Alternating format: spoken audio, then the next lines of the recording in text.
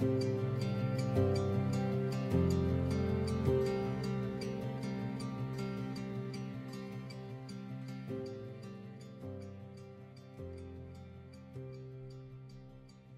you happy? Really happy?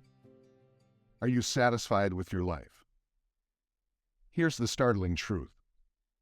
We have so much, and yet we are still unhappy. If things could make us happy, we'd be in paradise every day. We tend to think more is better. Is it? It seems the more we have, the less we like it. If having more would make us happy, we would never need the 9th and 10th commandments. These commandments are written for unhappy people. Both commandments command us not to covet. What is coveting? The Hebrew word for covet is used in both positive and negative senses. In its positive sense, the word simply means a strong desire. It can also mean delight, dear, precious, and desirable.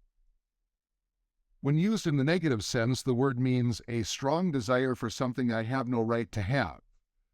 The 9th and 10th commandments are not forbidding strong desire in general. It's when we desire someone or something we have no right to have that our strong desires are sinful. That's why these commandments name specific people and things, because while we may want them, we have no right to them. And that includes my neighbor's spouse, servants, animals, house, possessions, or really anything that belongs to my neighbor. If these already belong to our neighbor, why would we strongly desire them for ourselves? Often it's because we believe that having these people or possessions will make us happy. So the 9th and 10th commandments really speak most strongly to us when we're feeling unhappy. Let me tell you a story about the king who fell into a serious depression. Nothing could lift his spirits. His servants tried everything: music, dancing, court jesters, lavish banquets, beautiful flowers. Nothing seemed to help him. Finally, an old and wise man came to the king with an unusual piece of advice. "O king, if you can obtain the shirt off the back of a truly happy man, you yourself will be happy." Upon hearing those words, the king ordered his men to search the 4 corners of the earth and bring him the shirt off the back of a truly happy man. Weeks passed, then months. Finally, his soldiers returned.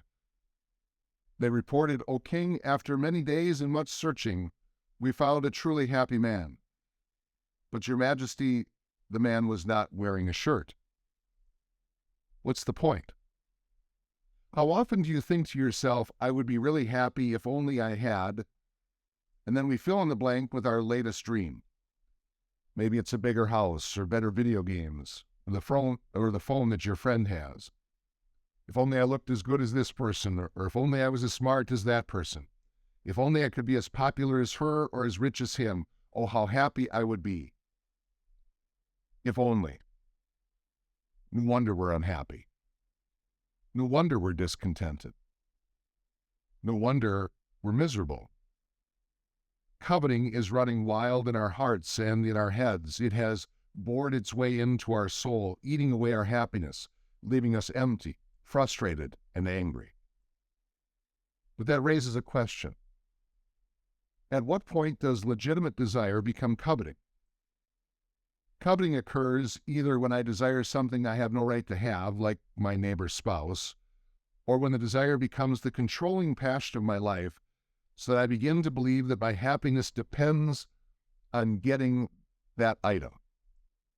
More money may be nice, but my happiness does not depend on it. If it does, then I'm coveting.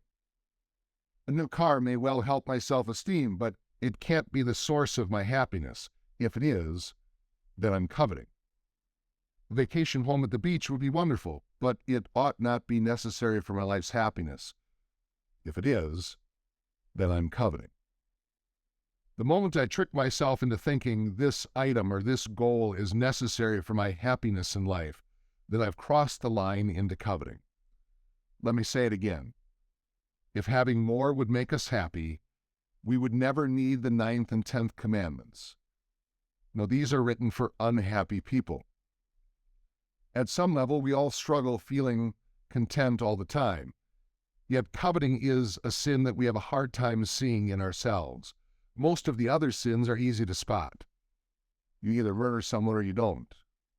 You steal or you don't. You lie or you don't. You commit adultery or you don't. At least on the outward level, most of the other sins have some kind of visible manifestation. But coveting is invisible. A person may be quite wealthy and not covet at all. A person may drive a really expensive car and have the nicest clothes and not have a covetous bone in their body. The Bible does not teach that wealth is evil or that all wealthy people are covetous. Not at all.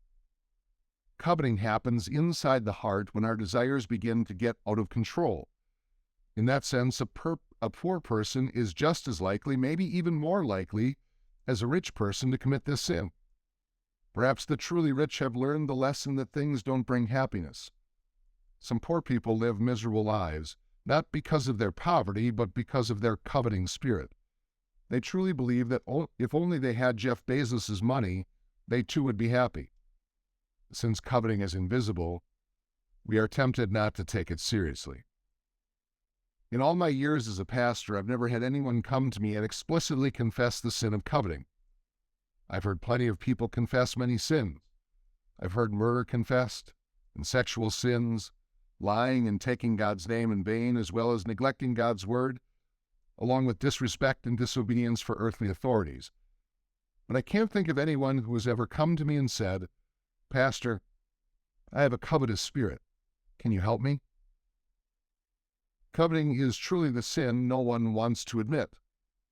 But that doesn't mean it isn't there. Which is why it is all the more important that we study this command and reflect deeply on what God is speaking to our hearts. He commands us not to covet our neighbor's relationships or possessions. In preparation for this week's catechism event, reflect on these questions. What does this mean in a world where people conspire to entice each other's friends, loyalties, and possessions away? And what does this mean for me about how God would have me address my own feelings of unhappiness in ways that honor Him and heal my heart?